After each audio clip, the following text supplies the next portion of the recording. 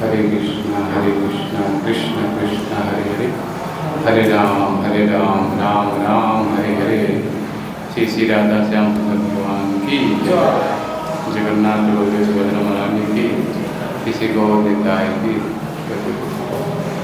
ओम करते हो। जय राधा माधव कुंज बिहारी। बोलिए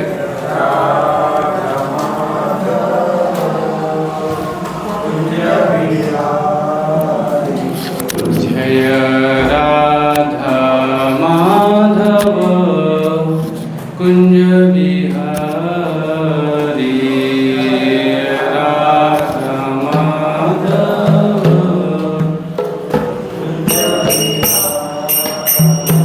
जय गोपी जना वल्लभ गिरिवरधारी। जय गोपी जना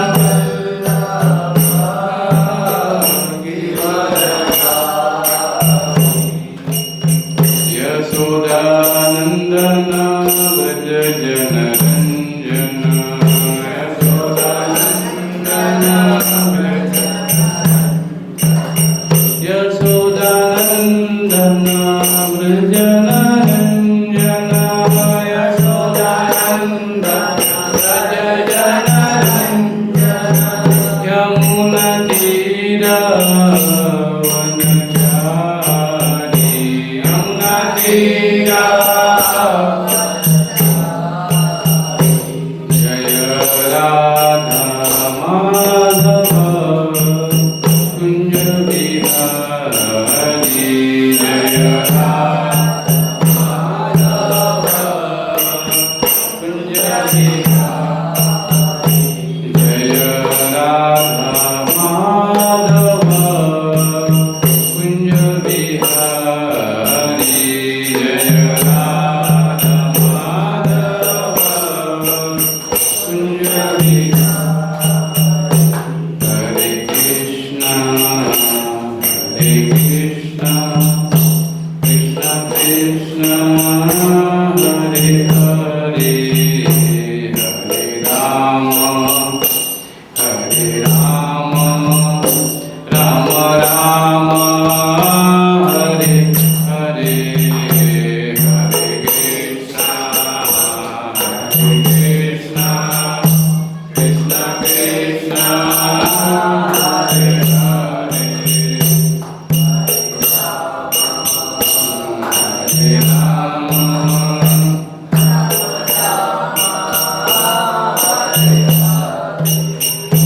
हरे कृष्णा कृष्ण कृष्ण हरे हरे।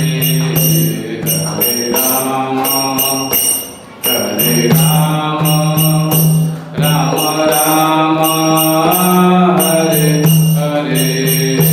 हरे कृष्णा कृष्ण कृष्ण हरे हरे। हरे राम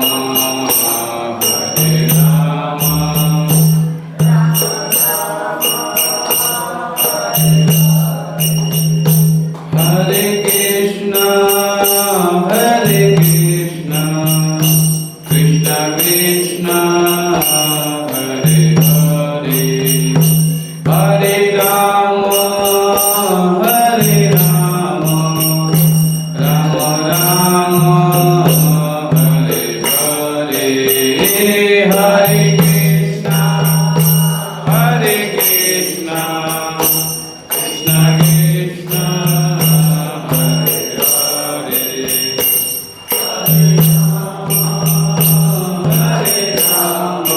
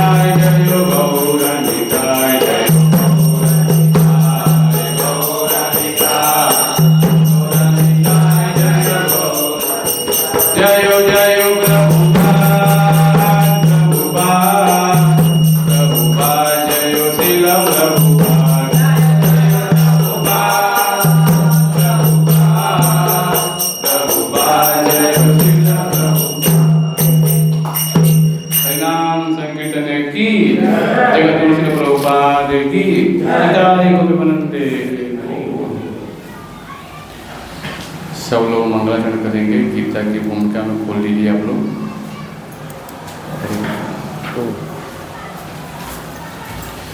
वाईफाई से कनेक्ट कर जा रहे हैं।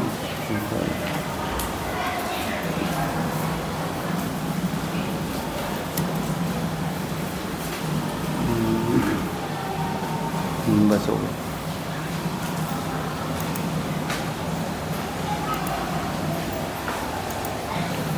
ओम अज्ञानतिमिरान्धस्य ज्ञानाञ्जनशलाकया चक्षुरुन्मीलितं येन तस्मै श्रीगुरुवे नमः। श्रीचैतन्यमनोभीष्टम् स्थापितं येन भूतले स्वयं रूपः कदा मह्यं ददाति स्वपदान्तिकम्। वन्देऽहं श्रीगुरो श्रीयुतपदकमलम् श्रीगुरुनवैष्णवांशं श्रीरूपं सागरजातं सहगणरघुनाथान्वितं तं सजीवं साद्वैतं सावधूतं परिजनसहितं कृष्णचैतन्यदेवं श्रीराधा कृष्णपादान् सहगणललिता श्रीविशाखान्वितांश्च। हे कृष्ण करुणा सिंधु दीनबन्धो जगत्पते गोपेश गोपिकान्त राधाकान्त नमस्तुते तप्त कांचन गौरांगी राधे वृंदावनेश्वरी वृषभानुसुते देवी प्रणमामि हरिप्रिये वाञ्छाकल्पतरुभ्यश्च कृपा सिन्धुवैव च पतितानां पावनेभ्यो वैष्णवेभ्यो नमो नमः। जय श्री कृष्ण चैतन्य प्रभु नित्यानंद श्री अद्वैत गदाधर श्रीवासादि गौर भक्तवृंद। हरे कृष्णा कृष्णा कृष्णा हरे हरे हरे राम राम राम हरे हरे। हरे कृष्णा। श्री सीताराम सुंदर मंदिर इस्लाम बड़ौदा में सभी भक्तों का स्वागत है। आज हम भगवद गीता के अध्याय 14 का प्रकृति के 3 गुण है। अध्याय 14 का नाम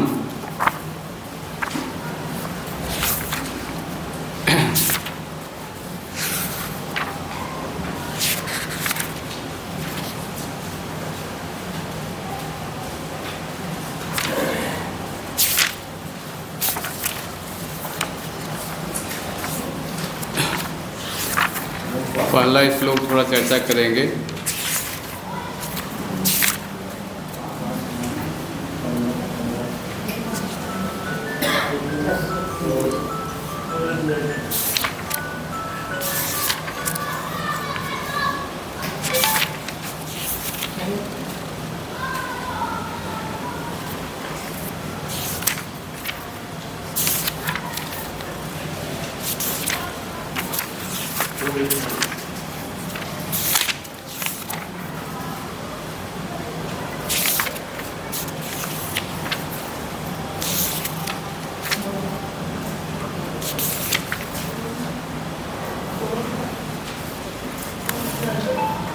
अध्याय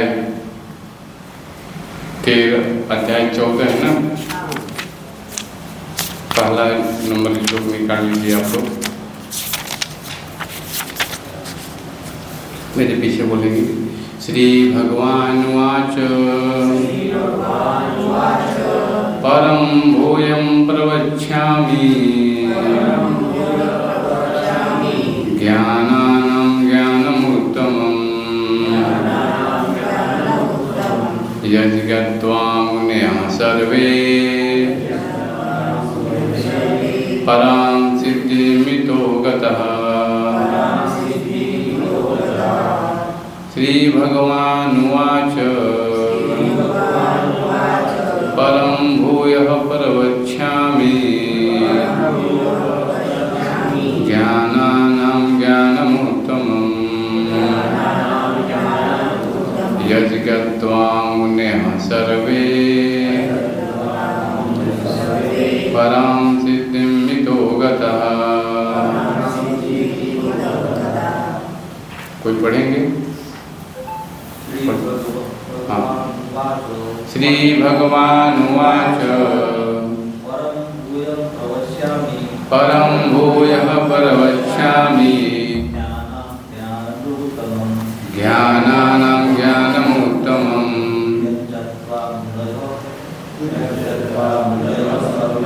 यज्ञत्वा मुनयः सर्वे परां सिद्धिमितो गतः। और भी पढ़ेंगे? पढ़िए। परं भूयः प्रवक्ष्यामि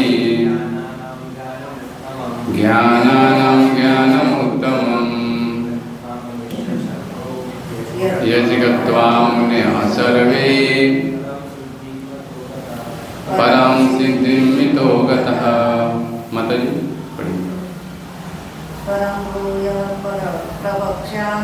परं भूयः प्रवक्ष्यामि ज्ञानानां ज्ञानमुत्तमम् यदि गत्वा मुनयः सर्वे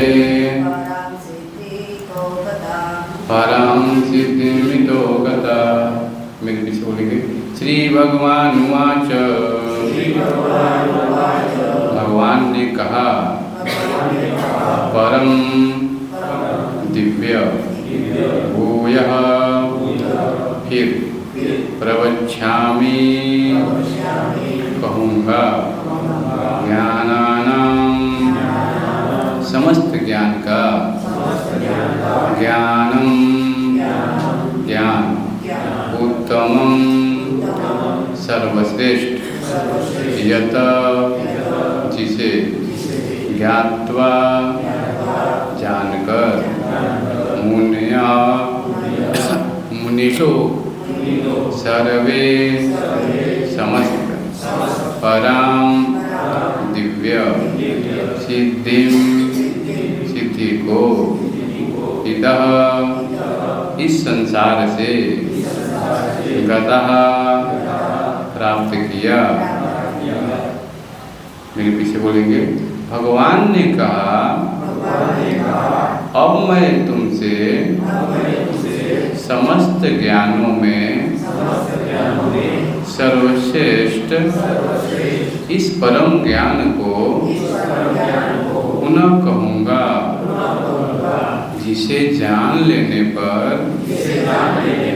समस्त मुनियों ने परम सिद्धि प्राप्त की है। तो प्रकृति के 3 गुण संसार में प्रत्येक जीव जो है, हम सब 3 गुणों से बंधे हुए हैं। देखते हैं कि एक श्लोक आता है भगवद गीता में, जहाँ भगवान बताते हैं कि पुरुषः प्रकृतिस्थो हि भुङ्क्ते प्रकृति जान गुणान् कारणं गुण संगस्य सस्य योनिः जन्मसु। कि जीव जो है इस संसार में इस प्रकार जीव प्रकृति के 3 गुणों का भोग करता हुआ प्रकृति में ही जीवन बिताता है, और यह उस प्रकृति के साथ उसकी संगति के कारण है। इस तरह उसे उत्तम या अधम योनियाँ मिलती रहती है। तो जीव जो है इस संसार में एक दूसरे से शरीर में किस प्रकार देहांतरण करता है, बताया गया है कि कोई जैसे वस्त्र बदलता है, पुराना वस्त्र फट जाता है तो नया वस्त्र पहनते हैं तो आनंद आता है, मिलता है ना। लेकिन कोई व्यक्ति शरीर ही छोड़ देता है तो लोग दुखी हो जाते हैं, क्योंकि शरीर के साथ हम अपना संबंध बनाए हुए। वस्त्र का परिवर्तन इस संसार के प्रति आसक्ति के कारण है। जब तक जीव इस मिथ्या प्राकट्य पर मुक्त रहता है, तब तक उसे निरंतर देहांतरण करना पड़ता है। अध्याय 13 के 22 नंबर श्लोक के तात्पर्य में श्रील प्रभुपाद जी लिखते हैं तात्पर्य में कि इस संसार में जो है प्रति क्या है, आसक्ति। तो बताया गया है कि हम क्यों इसका कार्य है, क्योंकि हम सब प्रकृति पे क्या है, प्रभुत्व जताने का इच्छा कर रहे हैं, और क्या सोच रहे हैं कि प्रकृति पर प्रभुत्व जताने की इच्छा के फलस्वरूप वह ऐसी प्रतिकूल परिस्थितियों में फंसता रहता है, भौतिक इच्छा के वशीभूत हो, उसे कभी देवता के रूप में, तो कभी मनुष्य के रूप में, कभी पशु के रूप में, कभी पक्षी के, कभी कीड़े, कभी जल जंतु, कभी संत पुरुष, कभी खटमल के रूप में जन्म लेना होता है। यह क्रम चलता रहता है, और प्रत्येक परिस्थिति में जीव अपने को परिस्थितियों का स्वामी मानता है, जबकि वो प्रकृति के वश में होता है। तो इस संसार में जो प्रत्येक जीव है प्रकृति के वश में है। प्रकृति क्रियमाणानि गुणे कराणि सरस अहंकार विमूढ़ात्मा कर्ता हमिति मन्यते, भगवान बोलते हैं। और भगवान बोलते हैं मया दक्षिण प्रकृति सुयते सचराचरम। ये जो प्रकृति है भगवान की अध्यक्षता में कार्य करती है। भगवान प्रकृति के तीनों गुणों से परे है। तो आज हम चर्चा करेंगे कि ईश्वर तथा कर्म के नियम क्या हैं, क्योंकि हम सब नियम को जानते हैं कुछ कुछ नियम, लेकिन पालन नहीं करते। जैसे मैं उदाहरण देता हूँ, सब लोग गाड़ी चलाते हैं, है ना, सिग्नल होता है, लेकिन फिर भी हम देखते हैं लोग पार कर जाते हैं, है कि नहीं? होता है कि नहीं हमारे जीवन में? मालूम है कि नशा, मांसाहार, ये सब पाप के खम्भे, फिर भी हम उसको जानते हुए भी कहीं कहीं जाते हैं तो नशा के वश में फंस जाते हैं, संगति के कारण। क्योंकि संग का ऐसा प्रभाव है, न चाहते हुए भी हम संग के प्रभाव से दूषित हो जाते हैं। इसी प्रकार से वेदों के रूप में प्रचलित विपुल प्राचीन संस्कृत ग्रंथों में 108 उपनिषद दार्शनिक सार से युक्त है, और समस्त उपनिषदों में ईशोपनिषद सर्वोपरि मानी जाती है। तो 108 उपनिषद है। अगर मैं बोलूं कि आपको पढ़ना है, कितने लोग पढ़ेंगे? हाथ उठाइए, किसके पास समय है? महाभारत में 1 लाख श्लोक है, चलिए पढ़ना है, पढ़ेंगे आप लोग? उसी का साथ भगवत गीता श्लोक आपके सामने 700 श्लोक गीता का, इसमें महाभारत का बीच का एक भगवान ने हमें दिया है। लेकिन फिर भी अभी हमें उत्सुकता नहीं है कि थोड़ा सा हम इसको पढ़ लें, मनुष्य जीवन मिला है तो ईशोपनिषद जो है 108 उपनिषद का एक ईशोपनिषद क्या है? सार है जो भगवान ने हमें दिया है। ईशावास्यमिदं सर्वम्, संसार की जो प्रत्येक वस्तु है ये भगवान के द्वारा नियंत्रित की जा रही है। सन 1968 में श्रील प्रभुपाद द्वारा ईशोपनिषद पर दी गई वार्ताओं पर आधारित इस निबंध में हम परमेश्वर विषयक सत्य, उनके भौतिक तथा आध्यात्मिक शक्तियों को नियमित करने वाले नियमों तथा कर्म के बंधन को तोड़कर मुक्त होने के विषय में जानकारी पाते हैं। ईशोपनिषद बतलाती है कि पूर्ण पुरुषोत्तम भगवान परिपूर्ण और संपूर्ण है। सृजन, पालन तथा संहार की प्रक्रिया भौतिक जगत की उनकी संपूर्ण योजनाओं का एक भाग है। तो हम देखते हैं कि संसार में जो सृजन हो रहा है, पालन हो रहा है, संहार हो रहा है, सब अपने आप नहीं हो रहा है। अपने आप क्या हो रहा है बताइए संसार में? सूर्य जब निकलता है तभी हमारी जो दिनचर्या चालू होती है। अगर सूर्य निकलना बंद हो जाए, सारी अर्थव्यवस्था रुक जाएगी।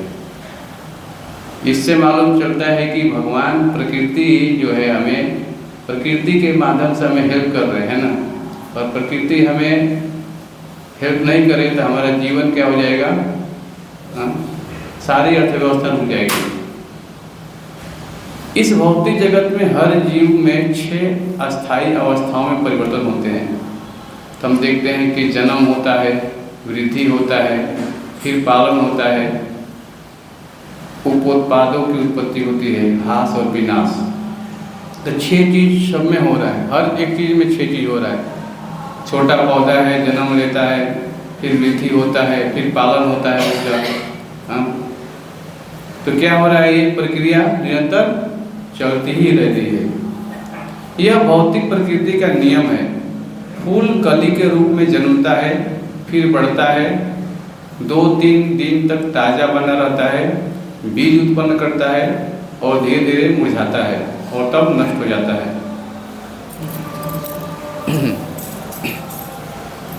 तो हम देखते हैं कि एक फूल है, आप लेके आइए, है ना, घर पे हम पौधा लगाते हैं, लेकिन उसको ध्यान रखना पड़ता है, फूल में टाइम से पानी डालना पड़ता है। हम देखते हैं कि धीरे धीरे वो फिर बढ़ता है, खाद उसमें पान, फिर एक समय फूल आता है उसमें, और फिर जब फूल हो क्या होता है में मुरझा भी जाता है। आप इसे अपने तथाकथित भौतिक विज्ञान से नहीं रोक सकते। ऐसा करने का प्रयास करना अविद्या है। अब देखिए प्रभुपाद जी किसको बोल रहे हैं? आज के वैज्ञानिक को बोल रहे हैं। क्या बोल रहे हैं? कि आप इसे रोक नहीं सकते। फूल है, खिलेगा और मुरझा जाएगा, फिर प्रकृति को नियम को आप उसको चेंज नहीं कर सकते आप, समझ रहे। और आज का वैज्ञानिक क्या कर रहा है, ऐसे ऐसे यंत्र बना रहा है ताकि लोगों को लगता है कि ये हमारी दिनचर्या के लिए प्रभावशाली है, लेकिन हम देखते हैं उसको चलाने वाला भी एक व्यक्ति होना ही चाहिए, तभी वो चलेगा यंत्र, है कि नहीं।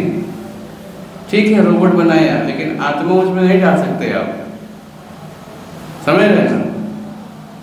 कभी कभी लोग मूर्खतावश सोचते हैं कि वैज्ञानिक प्रगति से मनुष्य अमर हो जाएगा, यह बकवास है। ऐसा कौन बोलेगा? साधु, कोई साधु बोलेगा आज का? आप भौतिक नियमों को रोक नहीं सकते, इसलिए भगवत गीता के 7वें अध्याय के 14 में भगवान कृष्ण कहते हैं कि भौतिक शक्ति दुरत्या है, अर्थात इसे भौतिक उपाय से जीत पाना असंभव है। कौन से श्लोक है? बोलिए। देवी हे सा गुणमयी मम माया दुरत्या। भगवान बोलते हैं क्या? देवी हो सा गुणमयी मम माया दुरत्या। जो मेरी प्रकृति है ये बहुत दुरत्या, इसको पार करना बहुत कठिन है। मामे उपवदन्ते माया में दत्त, जो में शरणागत होता है केवल वही पार कर सकता है, सब कोई पार नहीं कर पाएगा। व्यक्ति को कहीं ना कहीं शरणागति होना ही पड़ता है। हम देखते हैं प्रत्येक सेवा करने की कहीं ना कहीं जीव की स्वाभाविक प्रकृति है, कहीं ना कहीं सेवा कर रहा है। कोई देश की सेवा कर रहा है, कोई समाज की सेवा कर रहा है, कोई ऑफिस में है तो मालिक की सेवा कर रहा है। सेवा करना धर्म है, क्योंकि जीव का कर्तव्य है सेवा करना। जीवेर स्वरूप है कृष्ण दास, बिना सेवा के हम आज में पढ़ते प्रभुपाद जी लिख रहे हैं अपने भूमिका में ही लिख रहे हैं। भूमिका में लास्ट में प्रभुपाद जी लिख रहे हैं कि यहाँ पे कि जब उन्होंने भगवत गीता लिखा तो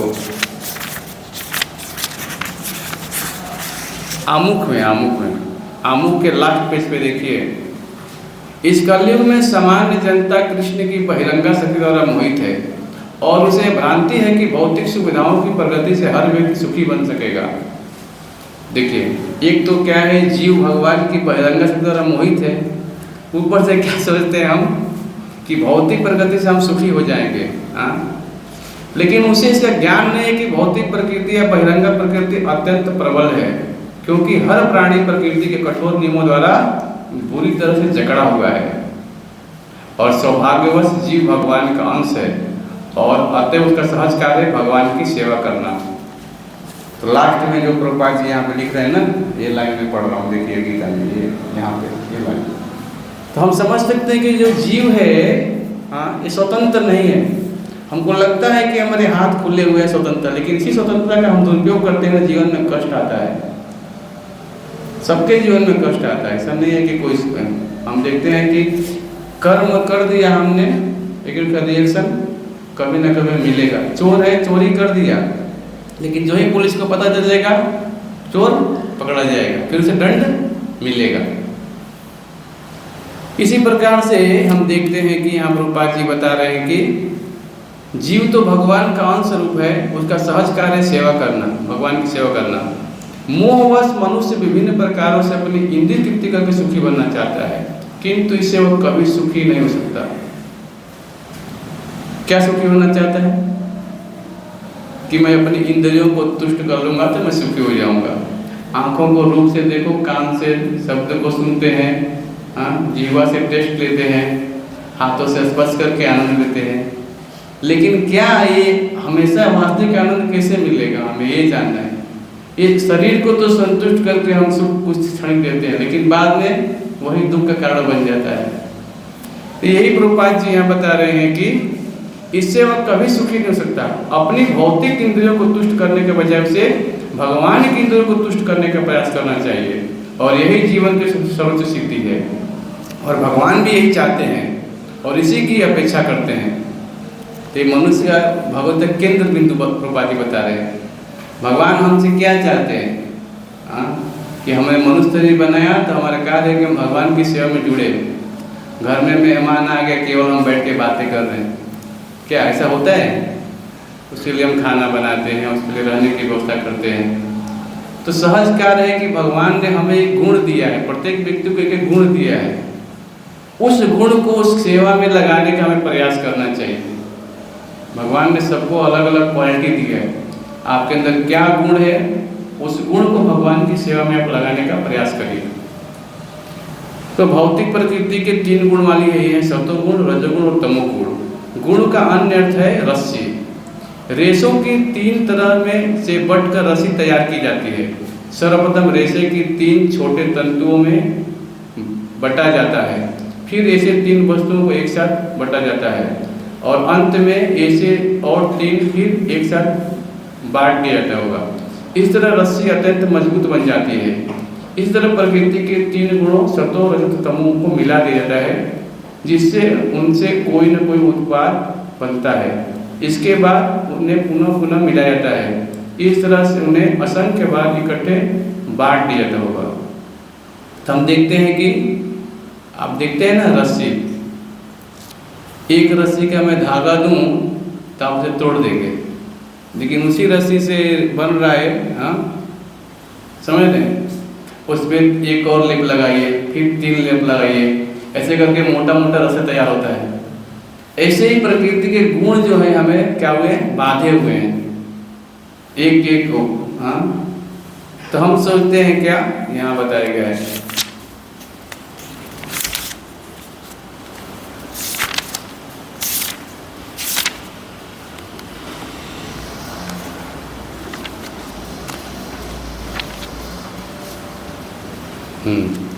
अध्याय 13 के 22 नंबर श्लोक में क्या बताया गया है, पुरुषः प्रकृति स्थोहि भुंगते प्रकृति याम गुणा कारणम गुण संगस सत्सर्जोनित जन्मसु। क्या बताया गया है, भगवान क्या बोले हैं, इस प्रकार जीव प्रकृति के 3 गुणों का भोग करता हुआ प्रकृति में ही जीवन बिताता है। इस प्रकृति में क्या करता है, जीवन अपना 3 गुणों में ही बिताता रहता है, समझता है कि बस यही है हमारा जीवन। और उस प्रकृति के साथ उसकी संगति के कारण है, क्योंकि संग कर रहे हैं हम इस संसार का।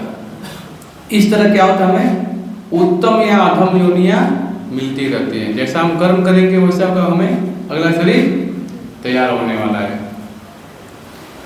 आप लोग 479 खोल लीजिए पेज नंबर गीता में, अध्याय 13 के 22 नंबर श्लोक, पेज नंबर 479। तो बहुत महत्वपूर्ण चीज यहाँ प्रभुपाद बता रहे हैं कि प्रकृति पर हम क्या करते हैं, प्रभुत्व जताते हैं। तभी क्या मिलता है हमें, पशु का शरीर, मनुष्य का रूप, पक्षी का, कीड़े मकोड़े का, जल जंतु का, संत का, खटमल का, अलग अलग हमें जन्म क्या होता है, लेना पड़ता है हमें। हाँ, और एक क्रम चलता रहता है, ऐसा नहीं है, ये रुकने वाला नहीं है, चलता ही रहेगा, ऐसा नहीं कि बंद हो जाएगा। हाँ, यहाँ पर बताया गया है कि जीव किस प्रकार विभिन्न शरीरों को प्राप्त करता है और यह प्रकृति के विभिन्न गुणों की संगति के कारण है।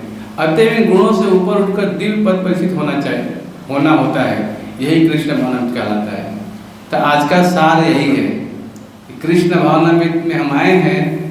हाँ, तो कृष्ण भावनामृत क्या है, हाँ इसका जानने का प्रयास करिए। आप लोग आए हैं मंदिर आप, तो प्रभुपाद जी हमें कुछ कह रहे हैं कि मनुष्य शरीर मिला है, हाँ तो हम प्रकृति के 3 गुणों से बंधे हुए ठीक हैं, लेकिन हमें विभिन्न शरीर प्राप्त करना होता है। हाँ, और गुणों की संगति के कारण, लेकिन इस प्रकृति के 3 गुणों से उठ करके प्रभुपाद जी बोल रहे हैं कि दिव्य पद परिचित होना चाहिए, और यही कृष्ण भावनामृत कहलाता है। अभी हम क्या कर रहे हैं, भगवान की कथाओं का श्रवण कर रहे हैं, क्योंकि हम इस शरीर में बंधे हुए हैं।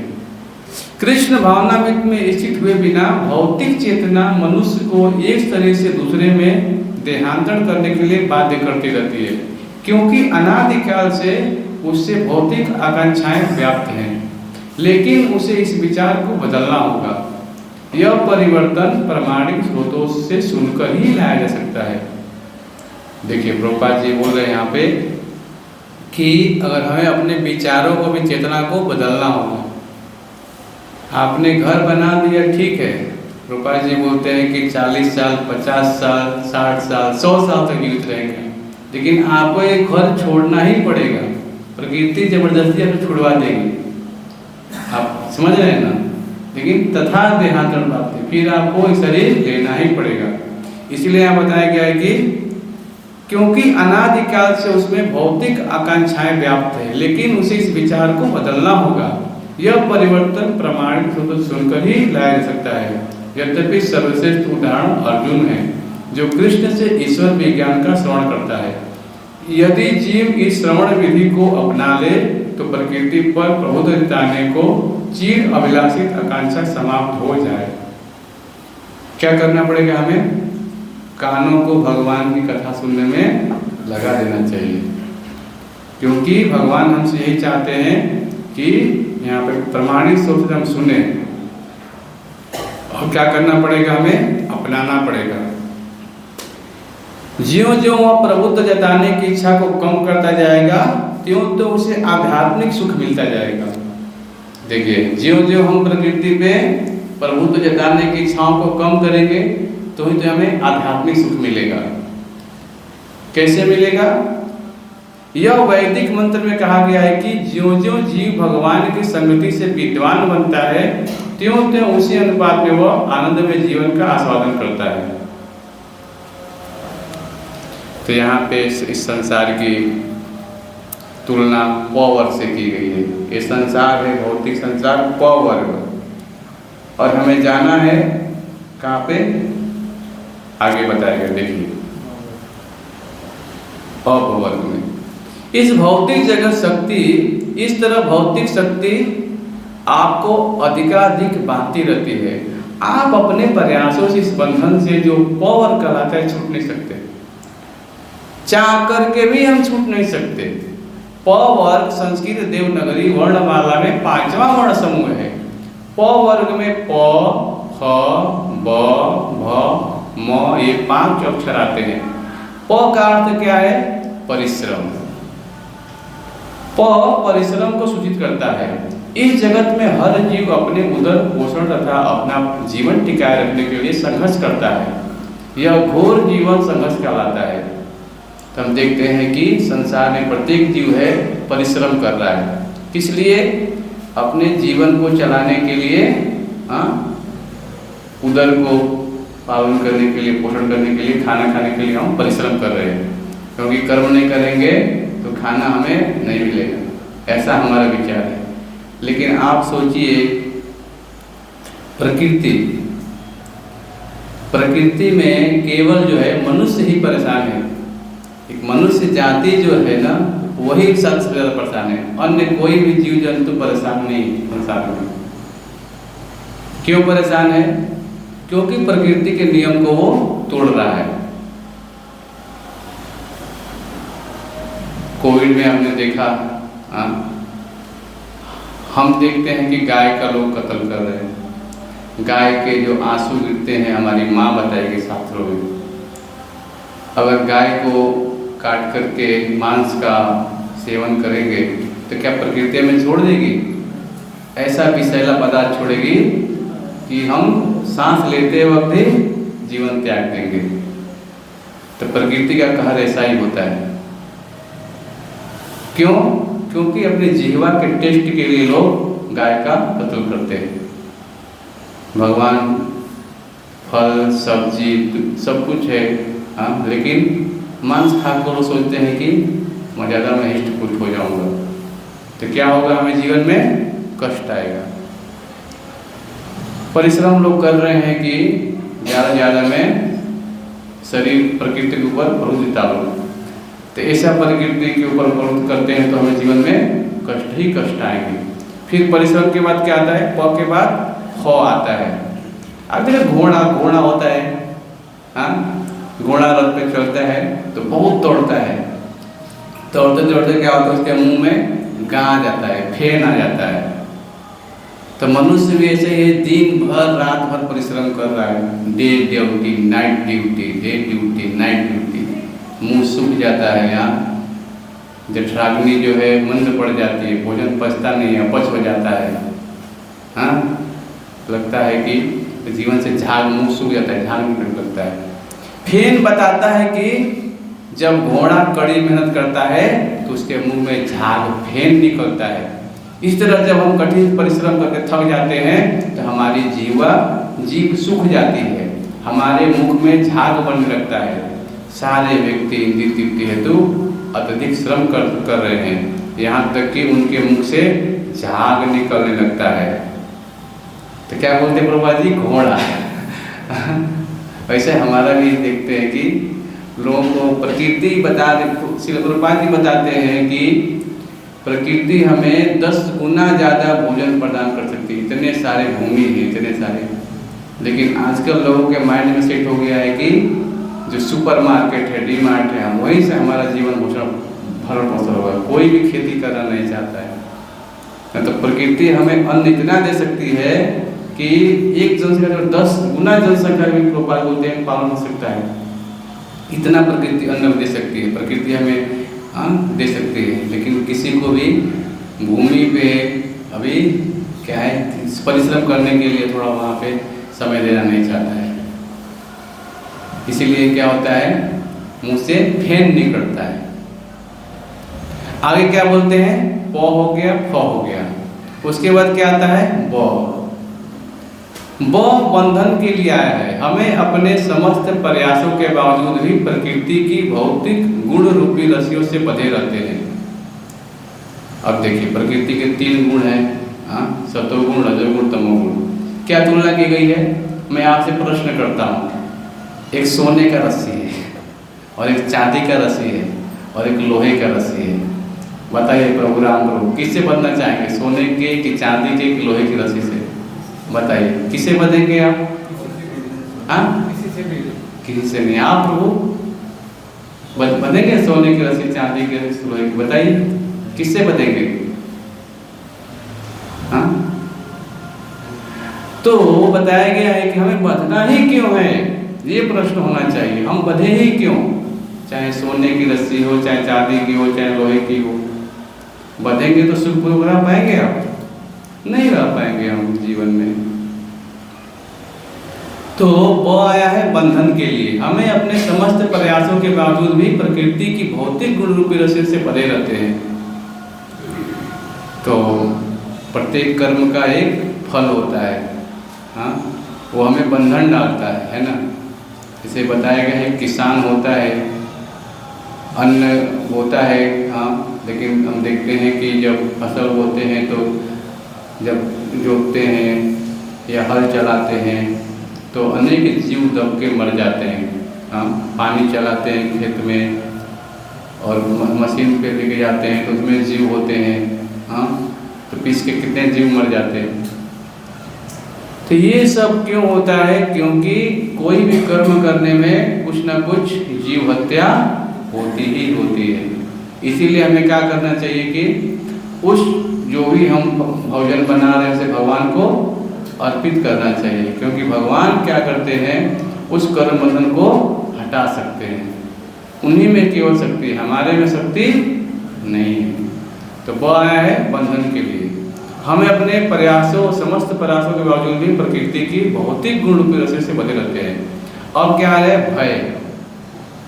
किसको संसार में भय नहीं है? बताइए, हाथ उठाइए। किसको भय नहीं है? कोई ऐसा जीव है जो भय नहीं है? देश के प्रधानमंत्री, उनको भय है।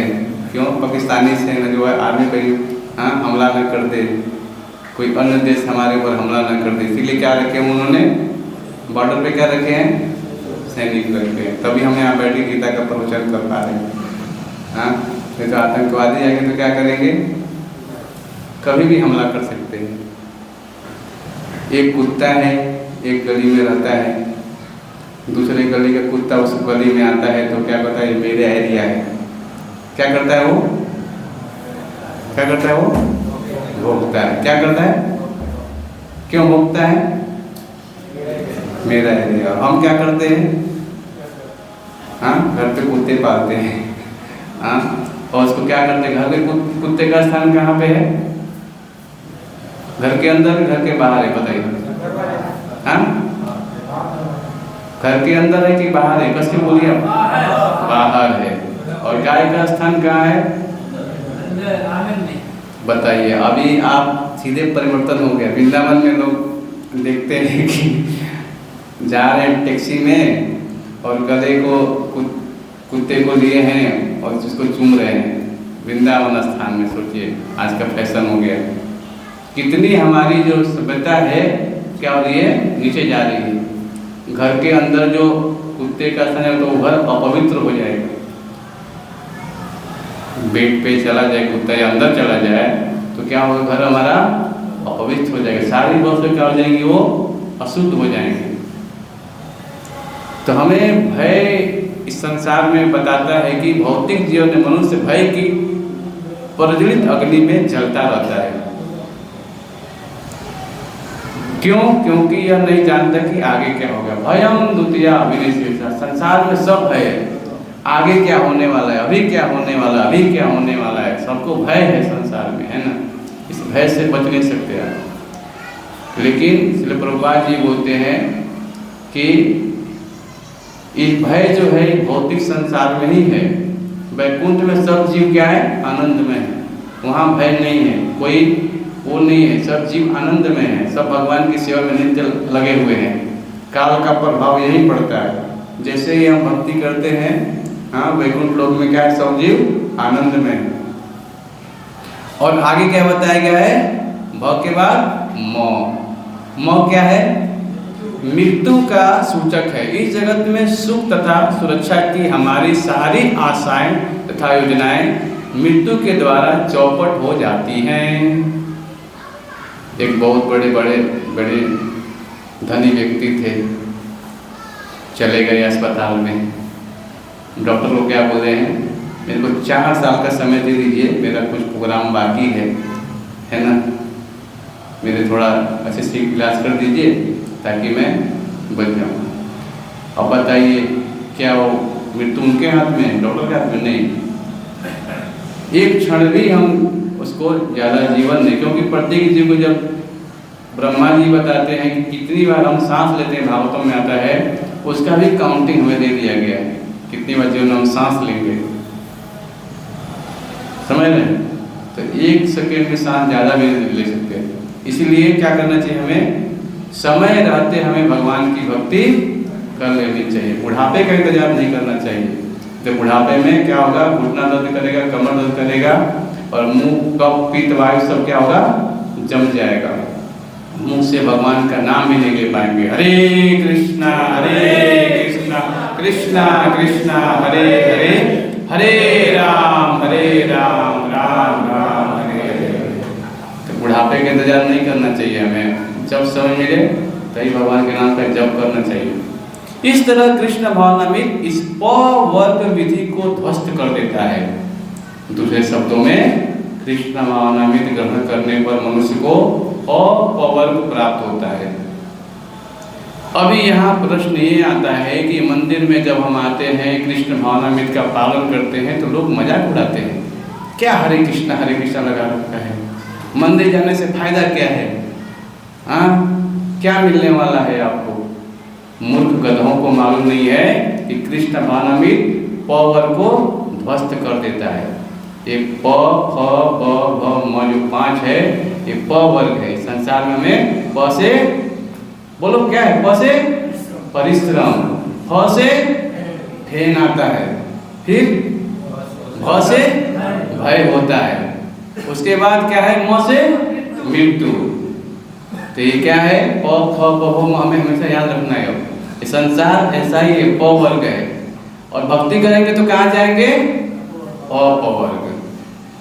तो कृष्ण भावनामृत क्या करेगा, पवर्ग को ध्वस्त कर देगा। अगर भगवान के नाम का जप करेंगे, भगवत पढ़ेंगे, भगवान का नाम लेंगे तो क्या होगा, ये हमें जन्म मृत्यु चक्र से बाहर निकल जाएंगे। तो बताया गया यहाँ पे, जिसमें न तो तीव्र जीवन संघर्ष रहता है, न भौतिक बंधन, न भय और न मृत्यु रहते हैं। अब देखिए और भी बताया गया है, वैकुंठ में क्या है, वहाँ पे कोई भौतिक बंधन नहीं है, कोई टाइम का लिमिट नहीं है। जितना आपको नाचना है, गाना है, भगवान के साथ आनंद लीजिए, है कि नहीं। हाँ, वहाँ भय नहीं है, मृत्यु नहीं है। न तद्भासते सूर्यो न शशांको न पावको यदि गत्वा न निवर्तन्ते तदामम परमम। भगवान बोलते हैं सूर्य चंद्रमा युद्ध नहीं है वहाँ पे, सोचिए। आगे बताया गया है प वर्ग इस भौतिक जगत का लक्षण बताने वाला है, किंतु जब उसमें अ उपसर्ग जोड़ दिया जाता है तो इसका अर्थ होता है कि प वर्ग ध्वस्त हो गया।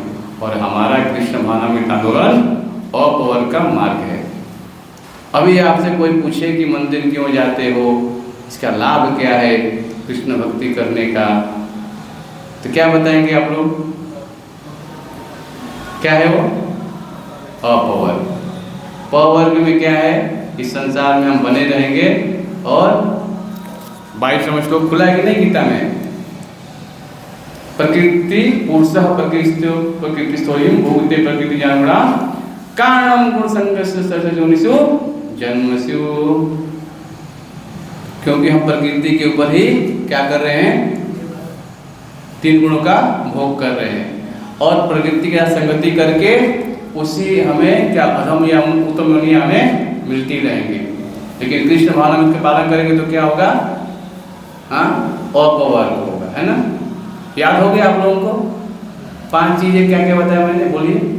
प, फ, ब, म। देखिए ध्यान से सुन लीजिए, फिर से बताता हूँ, यहाँ पर लिखा है, देखिए प, फ, ब, भ, म। हाँ ठीक है। प से परिश्रम, फ से फेर, ब से बंधन, भ से भय, म से मृत्यु। ये प वर्ग है संसार, ठीक है। अच्छा है, आप लोगों को याद हो गया, अगली क्लास में फिर पूछूंगा। दुर्भाग्यवश लोग इन बातों को नहीं जानते, फलतः वे अपना जीवन व्यर्थ गंवा रहे हैं। यह आधुनिक सभ्यता आत्मा की हत्या करने वाली सभ्यता है। लोग अपनी ही हत्या किए जा रहे हैं क्योंकि वे यह नहीं जानते कि असली जीवन क्या है। ये तो प्रभुपाद क्या बोल रहे हैं? आत्मा की हत्या सबसे ज्यादा कहाँ पे हो रही है? आज के विद्यालय में। क्योंकि हम अपने बच्चों को बोलते हैं जाओ बेटा कसाई घर में जाओ, बढ़िया से कटो। हाँ, क्योंकि वैदिक सभ्यता में यही हो रहा है। जब आज की वैदिक सभ्यता में लोग बोलते हैं कि ठीक है ये थोड़ा मॉडर्न जमाना है, हाँ, और वैदिक सभ्यता में लोग थोड़ा सा मंदिर आ गया बेटा तो बोले मंदिर नहीं जाना है। आधुनिक सभ्यता में जीने दो उनको। वैदिक सभ्यता में थोड़ा मंदिर आ गया बेटा तो मंदिर में इतना देर क्या कर रहे हो आप, है कि नहीं? यहाँ टाइम क्यों बिता रहे हो ज़्यादा? क्योंकि यहाँ बताया गया है कि वैदिक सभ्यता हमें आत्मा और भगवान के बारे में बताता, और आधुनिक सभ्यता क्या है?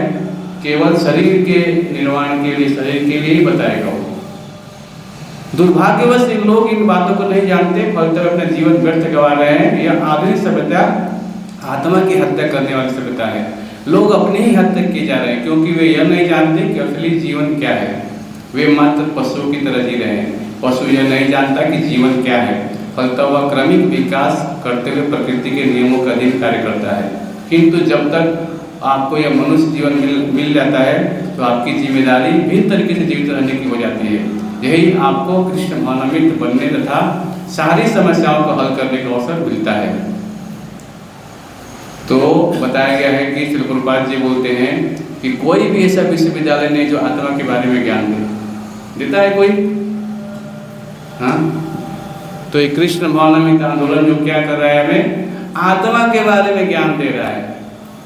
जीव और भगवान के बारे में क्या संबंध है और क्या बताया गया यहाँ पे, मेरे पीछे बोलिए। किंतु जब आपको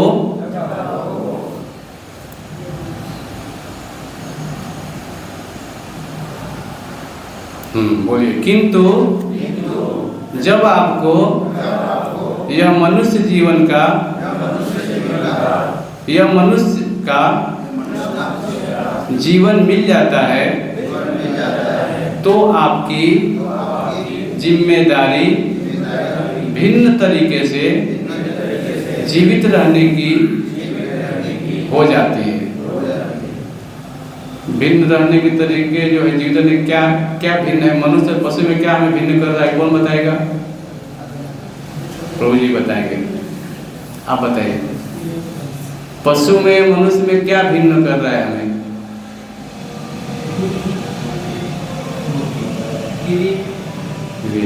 ठीक है, और हाँ चेतना कौन से हाँ हाँ विचार कर नहीं सकते।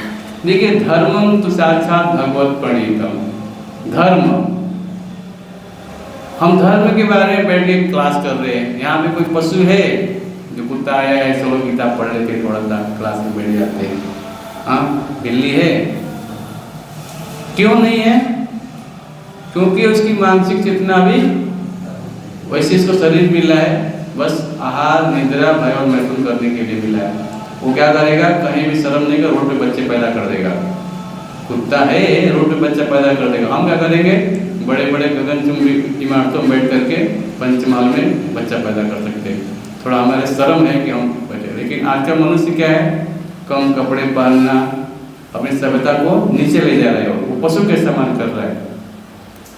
तो क्या है यहाँ बता रहे, क्या बोलिए आप, तो आपकी जिम्मेदारी भिन्न तरीके से जीवित रहने की हो जाती है। यहीं पर आपको कृष्ण भावना भावी बनने का तथा सारी समस्याओं को हल करने का अवसर मिलता है। प्रभुपाद जी क्या बोलते हैं, जीवन में जितनी भी सारी समस्याएं हैं, सारी समस्याएं हल हो जाएगी अगर आप इसको लेंगे तो, कृष्ण भावना में तो ज्ञान को लेंगे तो। इतना प्रभावशाली है, लेकिन कोई लेना नहीं चाहता है क्योंकि विज्ञान को समझते नहीं। अरे भाई मंदिर आते हो, भगवान है, भगवान के भक्त हैं, भगवान ने हमारे कुछ कहा है।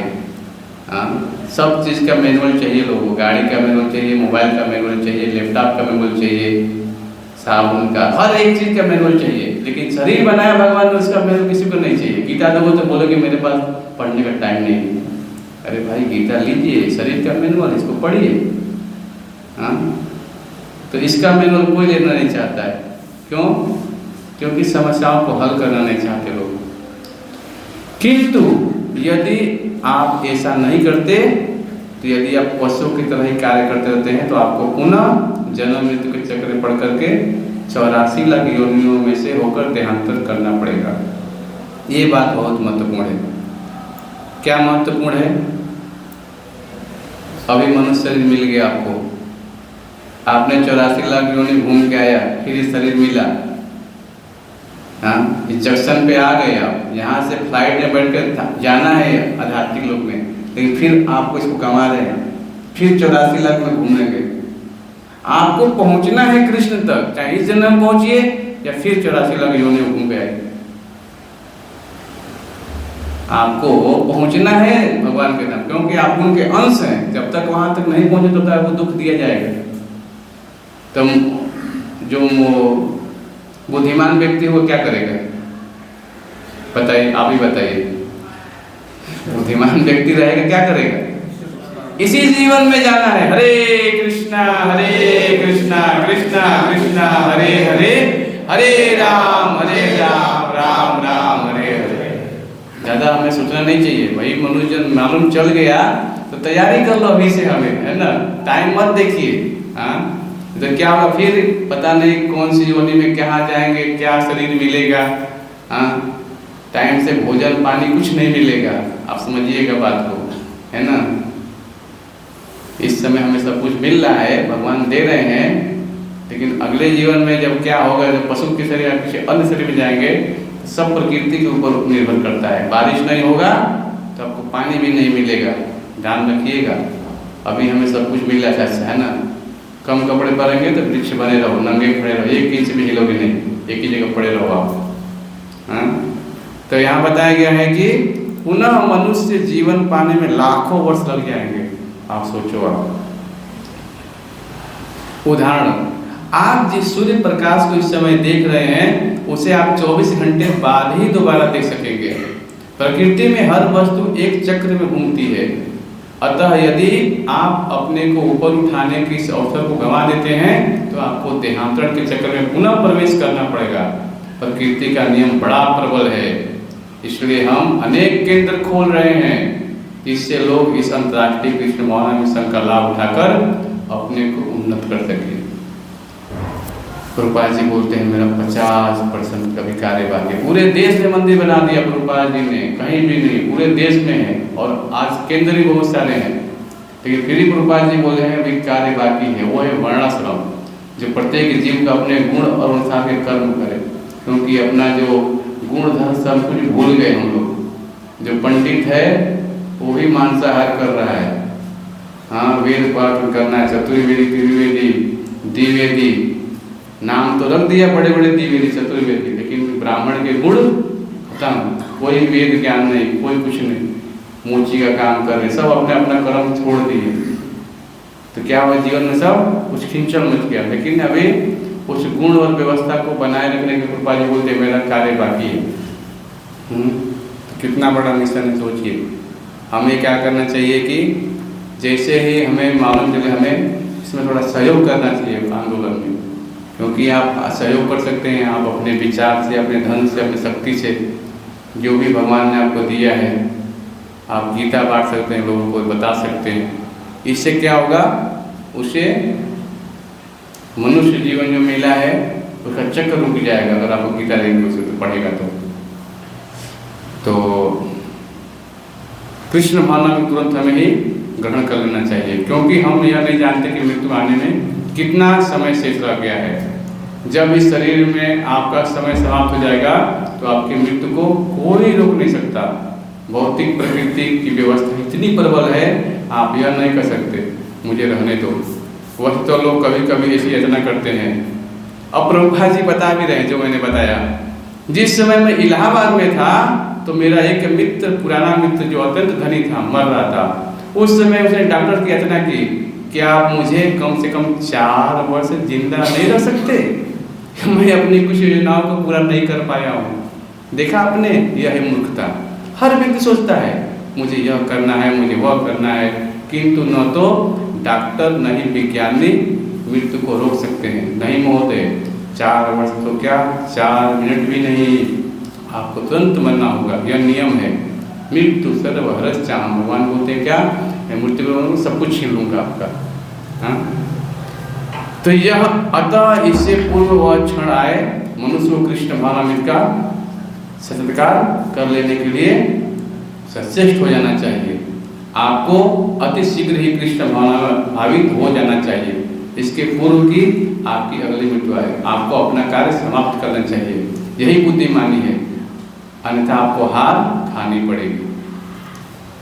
तो निधन दीजिएगा थोड़ा, एक वैष्णव भजन गाएंगे हम।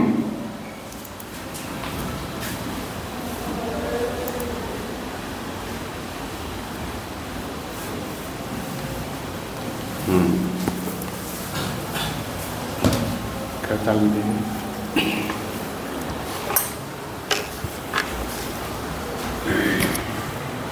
परम प्रभु तुझे बैठिए,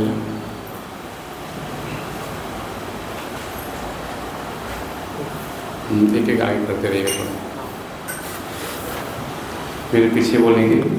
भजहूँ रे मन श्री नंद नंदन, अभय चरण रविंद्र रे। बोलिए, भजहूँ रे मन श्री नंद नंदन, अभय चरण,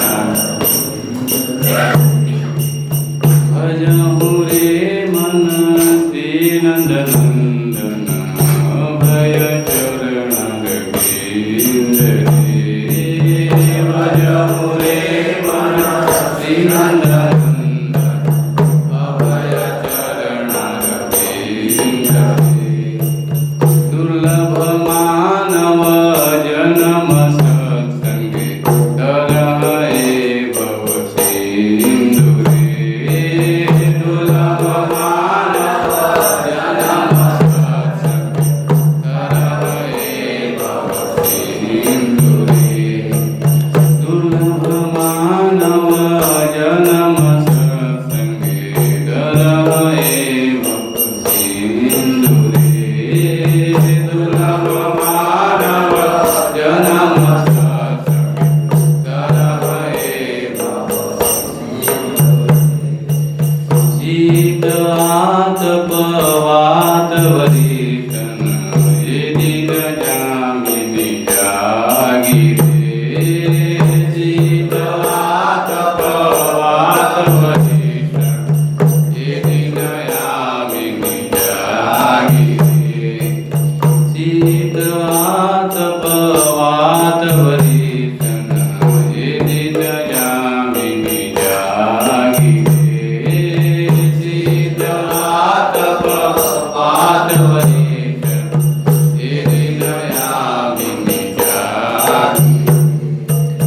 विफल सेविनो कृपण दुर्जन चपल सुख लव लागी विफल सेविनो कृपण दुर्जन चपल सुख लव लागी विफल सेविनो कृपण दुर्जन चपल सुख लव लागी कृपण दुर्जन चपल सुख लव लागे ईदन यौवन पूत परिजन हित के आचे परतीति ईदन यौवन पूत परिजन हित के आचे परतीति ईदन यौवन पुत्र परिजन तीर्थ के आचे परतीति पुत्र परिजन तीर्थ के आचे परतीति कमल जल जल जीवन टलमल भजहु हरि पद नीति कमल जल जल जीवन टलमल भजहु हरि पद नीति कमल जल जल जीवन टलमल भजहु हरि पद नीति कमल जल जल जीवन टलमल भजहु हरि पद नीति श्रवण कीर्तन स्मरण वंदन पाद सेवन दास्य श्रवण कीर्तन स्मरण वंदन पाद सेवन दास्य श्रवण कीर्तन स्मरण वंदन पाद सेवन दास्य श्रवण कीर्तन स्मरण वंदन पाद सेवन दास्य पूजन सखी जन आत्मनिवेदन गोविंद दास विलास पूजन सखी जन आत्मनिवेदन गोविंद दास विलास पूजन सखी जन आत्मनिवेदन गोविंद दास विलास पूजन सखी जन आत्मनिवेदन गोविंद दास विलास भजहु रे मन श्री नंदन अभय चरण भजहु रे मन श्री नंदन अभय चरण भजहु रे मन श्री नंदन अभय चरण भजहु रे मन श्री नंदन अभय चरण हरे कृष्ण कृष्ण कृष्ण हरे हरे हरे राम राम राम हरे हरे हरे कृष्ण कृष्ण कृष्ण हरे हरे हरे राम राम राम हरे हरे कृष्ण कृष्ण कृष्ण हरे हरे राम राम राम हरे हरे हरे कृष्ण कृष्ण कृष्ण हरे हरे हरे राम राम राम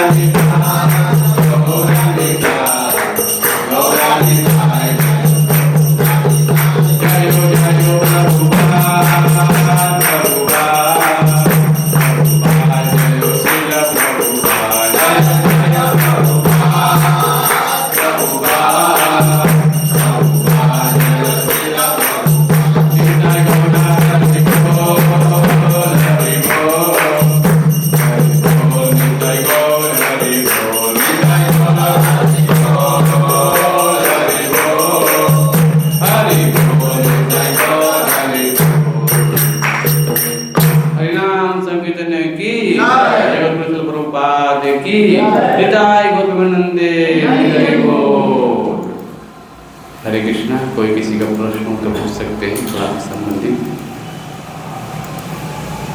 सभी भक्तों के लिए प्रसाद है, तो आप लोग जिसका दर्शन बाकी कर सकते हैं, शायद सुबह देखें तो वहाँ पे प्रसाद होना चाहिए।